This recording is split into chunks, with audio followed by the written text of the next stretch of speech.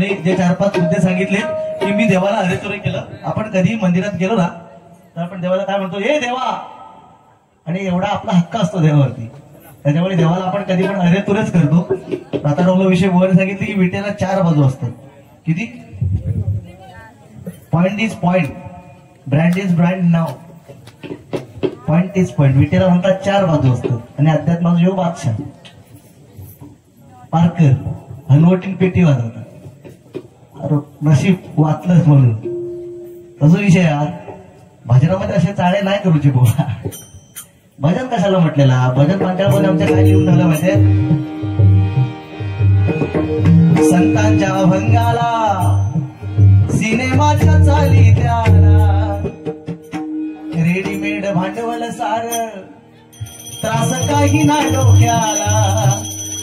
अभंगाची करुणी माती, बुवाची खलकालवीती, अर्थाचा अनर्थ करून करून करून हे भजन नोवे रे भजन, भजन नोवे रे भजन, भजन नोवे रे भजन, असं आमच्या भजनामध्ये सांगितलं.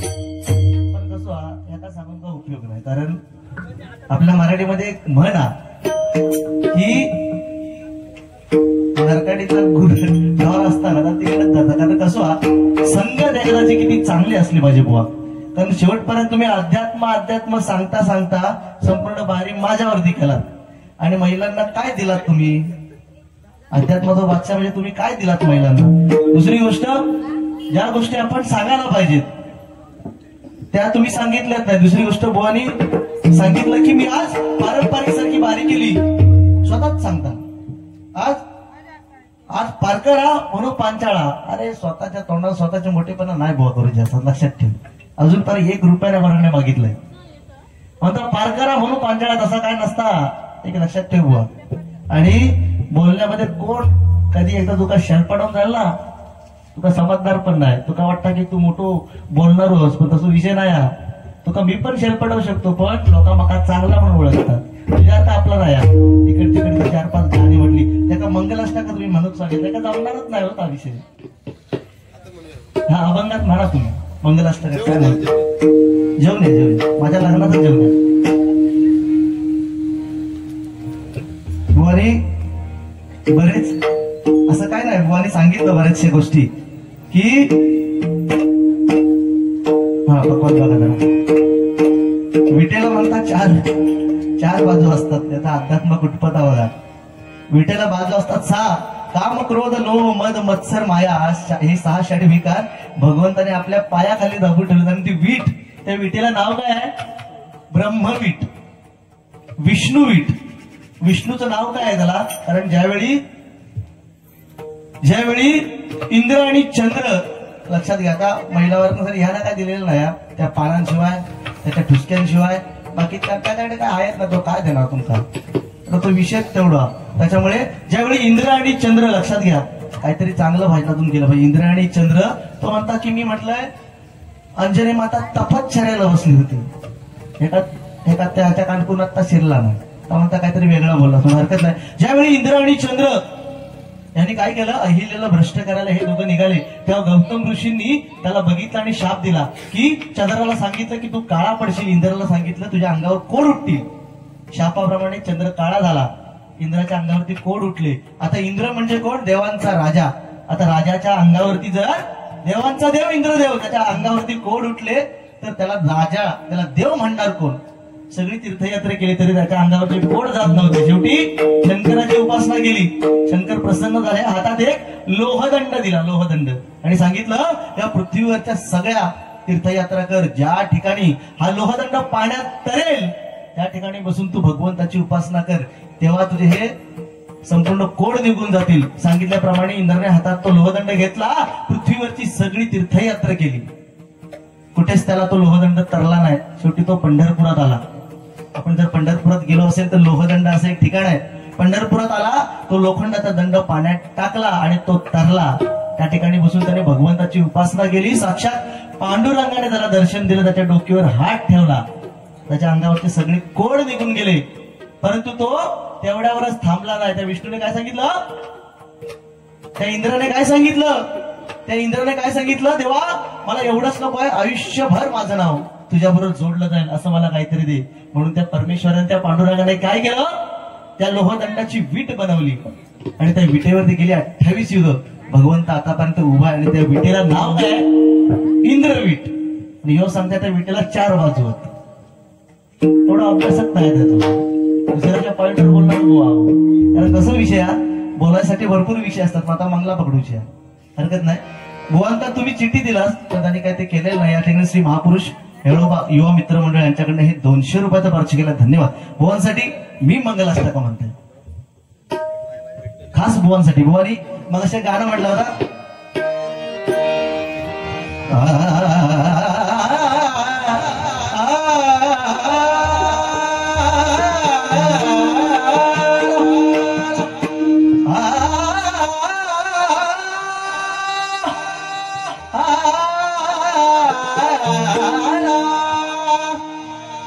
भाव अंतरीच गाणं म्हणजे काय, गाणं म्हणजे कसा म्हटला पाहिजे, उगाच आपल्या लोकांना सांगितलं आणि आपण म्हटलं म्हणजे झाला सगळा विषय. भाव उगाच नाही बुवा, त्याला मेहनत लागला. लक्षात ठेव, एका तो माणूस जेव्हा स्वतःहून बोलताना, तुका मी हसण्या एवढं मी काय मोठं नाही, तू सम्राटच, तुझं भजन पण भारी आलं, तू मोठं माणूस, त्याच्यामुळे तुका हसण्या एवढं मी काय मोठं नाही. पण ज्या काय आहे ना त्याच्यावर लक्ष दे, नाही तर तिकडे आमच्या तिकडे आलं तुका हुलपटून लावतील. आमच्या तिकडे असला काय चालत नाही. तो त्याला वाटला शेवटी पण तुम्ही 100 रुपये काढा, म्हणून त्याने काढा कुठला काढला, गुरुवांचा पहिलं गाडा, सावतांचा पहिलं गाडा, त्याच्या वाटलं 100 येणार. पण नाही, त्याच्या स्वप्नावरती तुम्ही पाणी टाकलं. त्याच्यामुळे भाव अंतरीचे आडवे, भाव अंतरीचे आडवे, जसे सुई फूल, भाव अंतरीचे आडवे, जसे सुई फूल, स्वतःच्या सुगंधाची, स्वतःच्या सुगंधाची, स्वतःला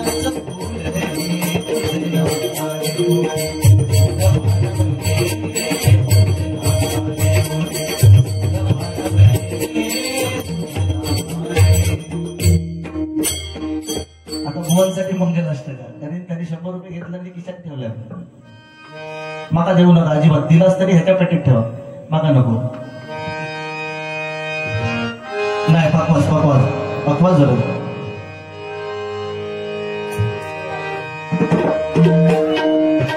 शुभमंगल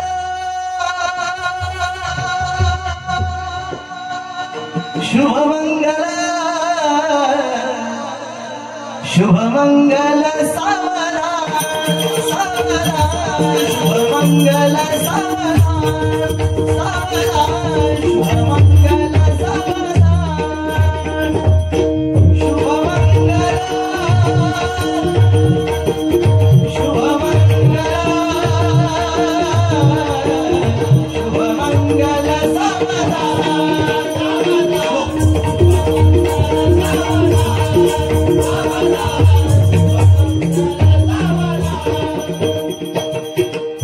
लाभो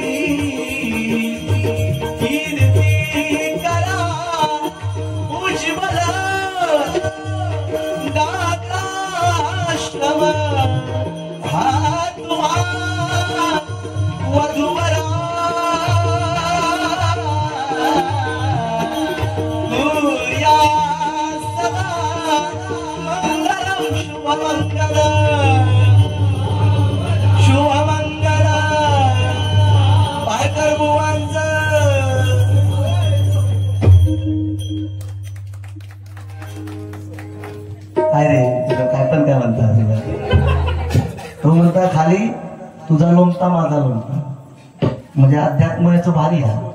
आमच्या पंचायतचं काय माहितीये का ना, तुझं गो कसं मी माझं गो कसं, तुझी गो कशी मी माझी गो कशी. काय पोरा दोघांचा लागला झगाट, सकू म्हणता ठकू का लावून माझ्या भावा वागडा पाव. असं पंचायतचं तुझी दिसता माका तुझी दिसता सदाची उघडी कोण पोरा. ती म्हणता संदर्भ लावून म्हणता भजन करतोय. दिसला तुझा संदर्भ काय आता. विटेक 4 बाजूवर याचा संदर्भ. चला अभंग घेऊया. भोंका साहिल असाच अभंग घेऊया. पंचाळ भोंचा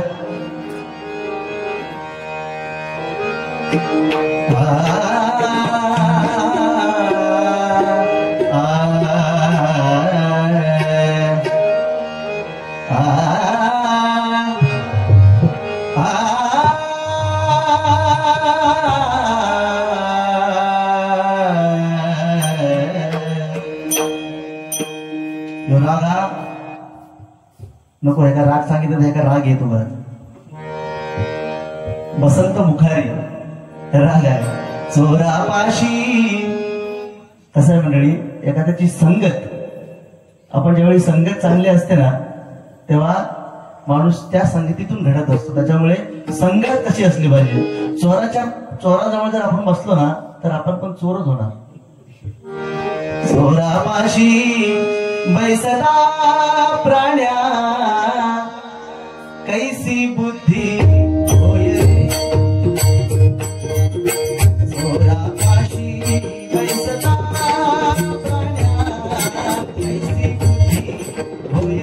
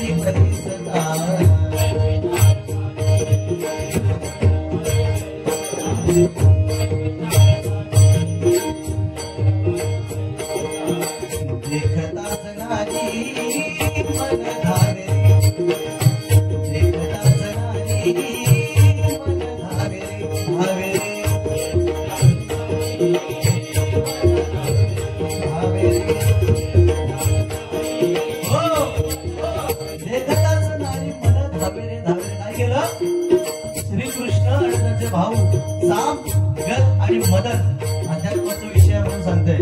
साम गद आणि मदन याने काय केलं, सांबाला साडी नेसवली, त्याच्या पोटात छिंदकं भरली, त्याला गरोदरबाईचं रूप दिलं एका मुलाला आणि ऋषींना जाऊन विचारलं की ऋषी हो नाथ हो या मुलीच्या पोटातून काय निघेल. आता त्यावेळेचे ऋषी त्यांनी ओळखलं की हा मुलगा आहे, याच्या पोटात छिंदकं भरले, त्याला गरोदरबाईचं रूप दिलंय आणि मला विचारतात की हा मुलीच्या पोटातून काय निघेल.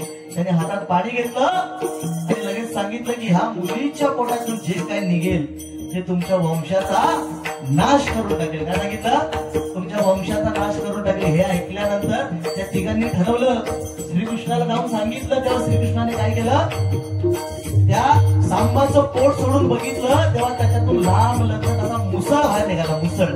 आता हा मुसळ जर आपल्या वंशाचा नाश करणार असेल तर हा मुसळ ठेवायचा कशाला, म्हणून त्या मुसळीच्या लाकडाचा त्याने भुगा केला आणि ज्या मुसळीला जी वसवी होती ती पाण्यात फेकून दिली. पण लक्षात घ्या मंडळी, जे लिहिले फाळी ते ना चुके कधी काळी ती वसवी एका कोळ्याला सापडली. त्या कोळ्याने त्याचा भाला बनवला आणि शेवटच्या क्षणाला यावेळी भगवान श्रीकृष्ण वडाच्या झाडाखाली उभे होते तेव्हा त्यांच्या पायाची बोट ही हरणाच्या डोळ्यासारखी चमकत होती. त्यांचा भाला बनवला तो एक शिकारी घेऊन गेला. श्रीकृष्ण उभे असताना त्या शिकाऱ्याला वाटलं हरिण आहे. त्या दिशेने बाण सोडला आणि तो बाण श्रीकृष्णांच्या पायाला लागला आणि त्या ठिकाणी श्रीकृष्णांचं अवतार कार्य संपलंय.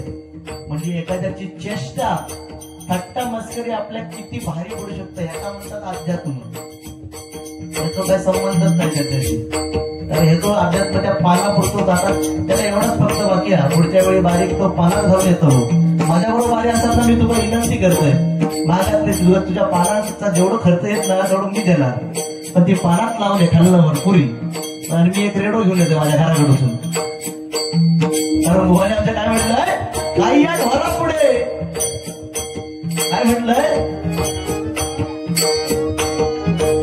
काय या ढोरा पुढे पांचाळ बोलावते काय या ढोरा पुढे ढोरा पुढे घालून मिष्टान काय या ढोरा पुढे ढोरा पुढे घालून मिष्टान काय या ढोरा पुढे ढोरा पुढे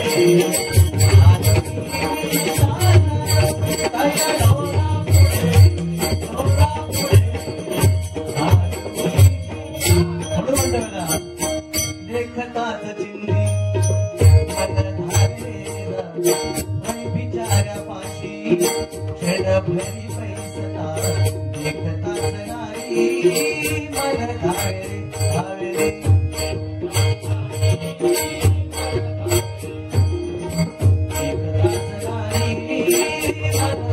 त्यासाठी उगाच नाही त्यासाठी अभ्यास लागतो उगाच नाही त्यासाठी अभंगाचो नुसते आपली 3-4 पाटलांचा बैलगाडा इकडे तिकडची गाणी म्हणण्यासाठी भजन नाही होत. त्यासाठी अभ्यास मेहनत लागते. प्रत्येक अर्थाचा अभंग समजून घ्यायला लागतो. त्यासाठी बाकी काय नाही फक्त नुसता आवाज काढले इकडे तिकडे की भजन झाला म्हणून म्हणतो का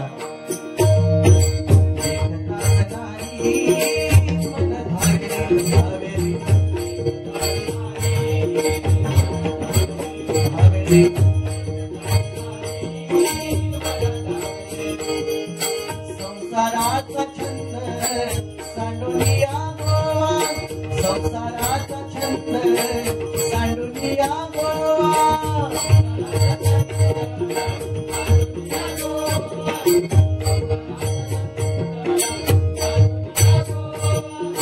धरावे केशवान बैला गिला गिला गिला गिरे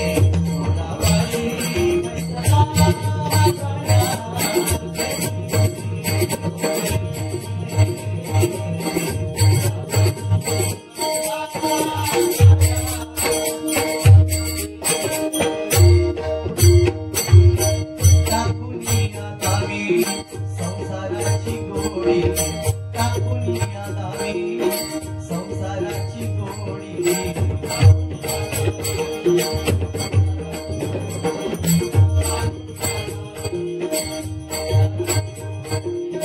कीर्तनाची गोडी नित्य धरावी कीर्तनाची गोडी नित्य धरावी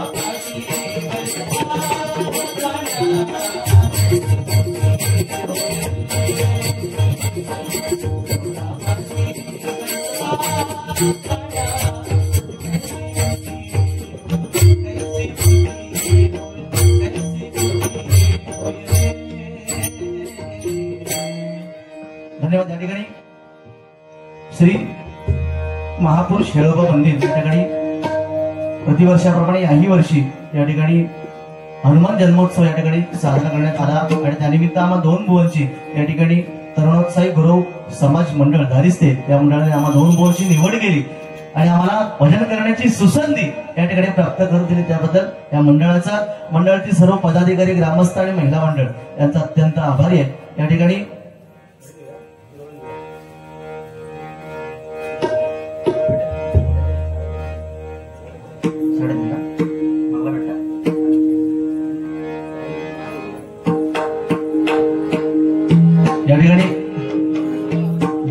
म्हणून या ठिकाणी गजर घेऊन भजनाची सांगता करतोय. धन्यवाद. असंच प्रेम आमच्या रत्नागिरी खोळग्या सांगता येईल रत्नागिरीचं तसं काही विषय नाही. जेवढं त्याच्यावरती प्रेम केलास तेवढं माझ्यावर का केला, कारण आपण कोकणातली माणसं, बरोबर ना. रत्नागिरी, कणकवली हे काय नाही, पंचाळवून एकाच गजरात रत्नागिरी, देवगड, कणकवली, कट्टा, मालवण, राजापूर एकाच गजरात सांगितलं. त्याच्यामुळे कोण कणकवलीचं कोण संगमेश्वरचं असं काही विषय नाही, त्याच्यामुळे भेदभाव नको.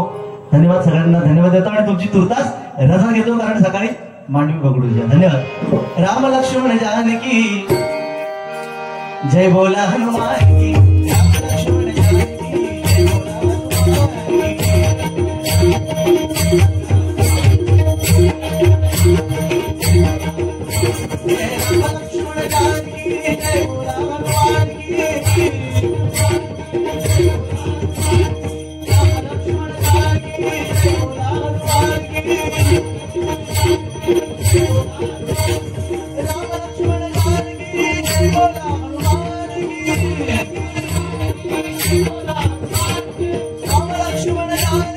जय बोला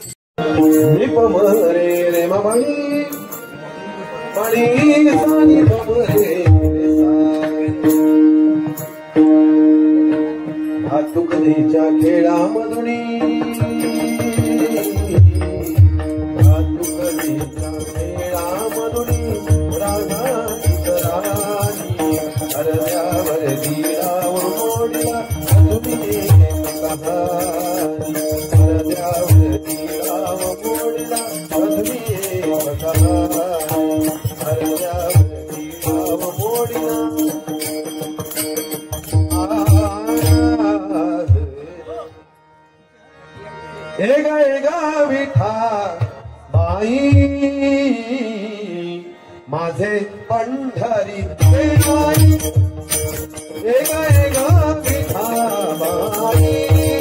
माझे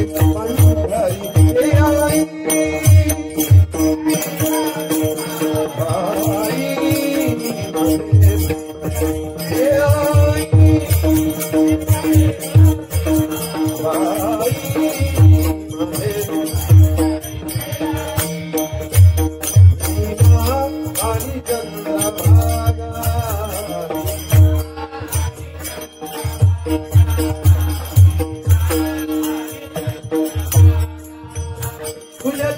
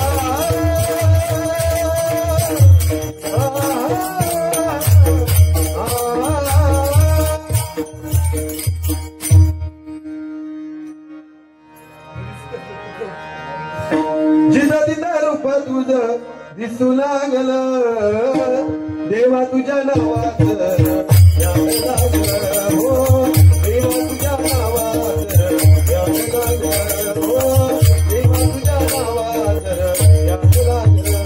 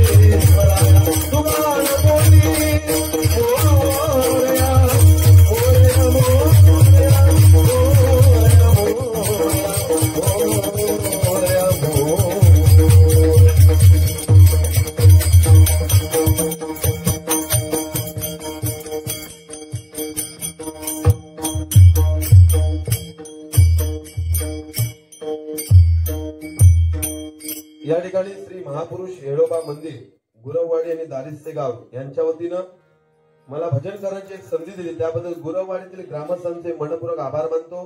त्यांच्या मनातील इच्छा महापुरुष येळोबा देवाने पूर्ण करावी अशी भगवंताच्या प्रार्थना करतो. या ठिकाणी माझ्या माता भगिनी म्हणतात तुम्हाला सुद्धा उदंड आयुष्य लाभू दे अशी परमेश्वराच्या प्रार्थना करून उत्कृष्ट साऊंडवाले त्यांचे सुद्धा मनपूर्वक आभार म्हणून जोडीवाले त्यांचे सुद्धा आभार मानून युट्यूब वाल्यांचे मनपूर्वक आभार मानून या ठिकाणी